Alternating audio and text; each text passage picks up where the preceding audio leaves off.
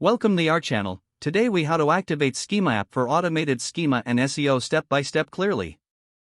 To activate SchemaApp for automated schema and SEO, start by visiting the official SchemaApp website. Create an account by clicking on the Sign Up button. Fill in the required information, including your email address and password. Once you've completed the sign-up process, check your email for a verification link. Click on the link to verify your account.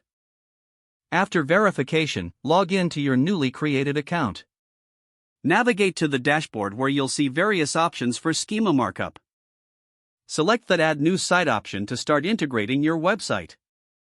Enter your website URL and provide the necessary details requested. Choose the type of schema that suits your business needs from the options available. After selecting the schema type, click Next to proceed to configuration settings. Customize the schema markup according to your specific requirements. Ensure all fields are filled out accurately to represent your business information correctly. Review your schema configuration for any errors or missing information.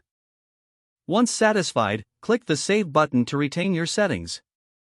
Next, generate the schema code by clicking the Generate Code option.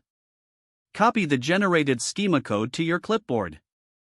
Access your website's content management system or HTML editor. Paste the schema code into the appropriate section of your website's HTML. Save the changes and publish the updated web page.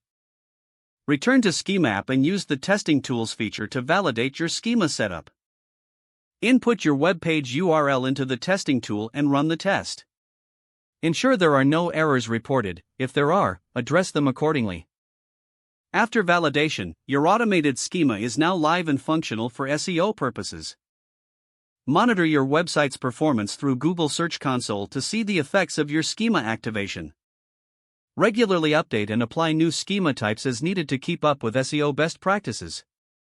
If the page does not load, refresh the browser or try again in a private or incognito window. Make sure you are using the correct email address, then retype it carefully to avoid small typos. Don't forget to like this video and subscribe to our channel for more step-by-step tech guides.